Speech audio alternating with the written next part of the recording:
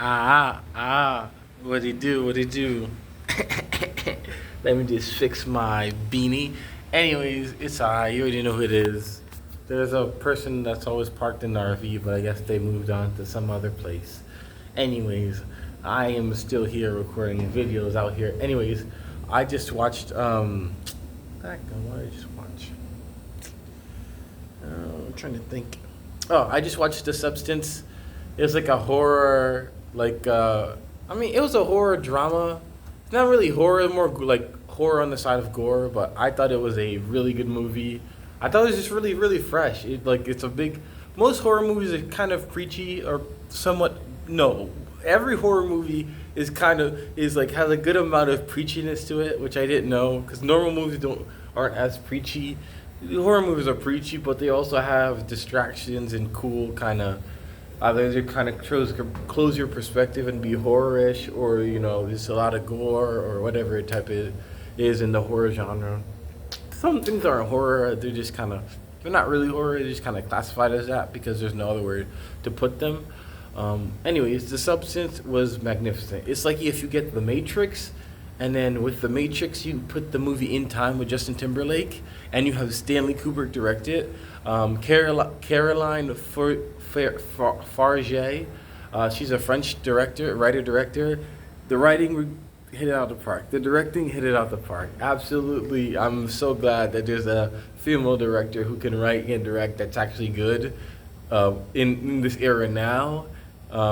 To go along with the lady who just directed Barbie and Lady Bird. I can't remember her name right now, but she directed Lady Bird. Anyways, that was what I was saying. Margaret Qualley, I loved her so much in Drive Away Dolls. She was great in this. Um, uh, Margaret Qualley, and then Dennis Quaid. I see lights in the car. Let me see. I don't know. I don't know these people. Anyways, Dennis Quaid did a really good job. I thought it was a cop, but it's just a regular person. Anyways, Dennis Quaid did a really good job in the movie. I thought he did an excellent job of. I'm just looking at some random people. Dennis Qualley, I think really did a really good job. I just watched him in Reagan, and he didn't do really good, but he was really enjoyable in Reagan. I thought he was really good here. I just loved all the commentary. The cinematography was so fresh, so fun. The nudity in the nudity in the hypersexualization was like it was all very magazine-y. Like this whole movie feels like a magazine, like one of like a Vogue or whatever, like just like a modern day like super sexualized, like just like one of the Vogue or one of the I don't know, whatever magazines are out there that just always have this like picture perfect with a woman's plastered on makeup, hypersexualized type of face. Just like, it's just like a modern magazine cover. That's just what the movie feels like. Like it's only like 4 or 5 scenes. The colors are very bright. It just feels like a magazine cover, like a Time magazine or a Vogue or something like that. It just feels like that, like the whole movie. And I just think it does a really good job of like telling the story it's meant to tell. Absolutely marvelous. Just hit it out the park.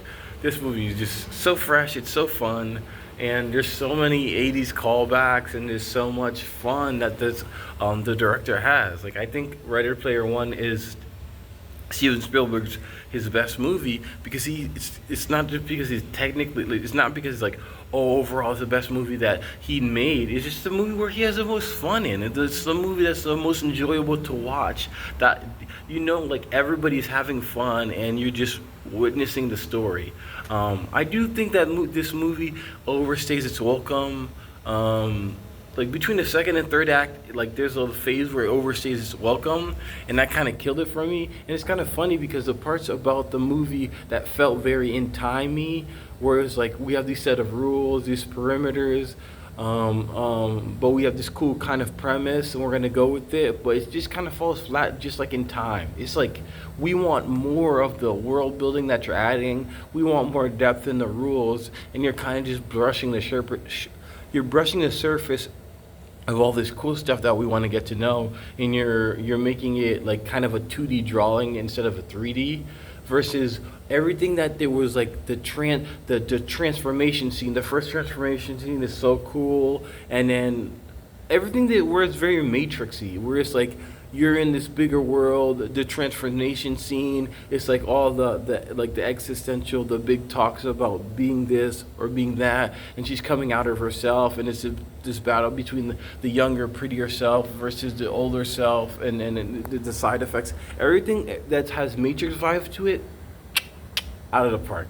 Everything that has like the in time kind of vibe to it, where it's like, or this is a premise of the thing, how does it work, all that stuff. It's just, it's kind of mucky. It's kind of mucky. They kind of gloss over it, which is fine. But that's what makes this movie not like a 10 out of 10. Like if this movie had more depth and a little bit more, not necessarily grip. I just wanted more details, more realism to it. Then it would have been more fun.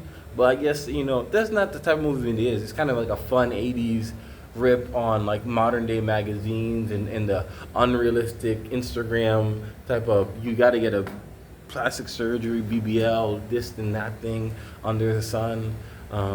Yeah, I thought the whole thing was marvelous.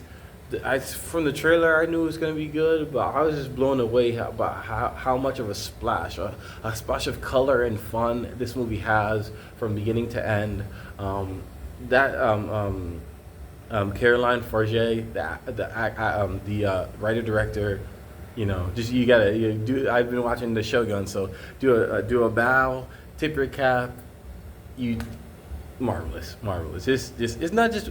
It's just so fun. The movie's just so fun. It's like horror, it's like gory, but just doesn't like.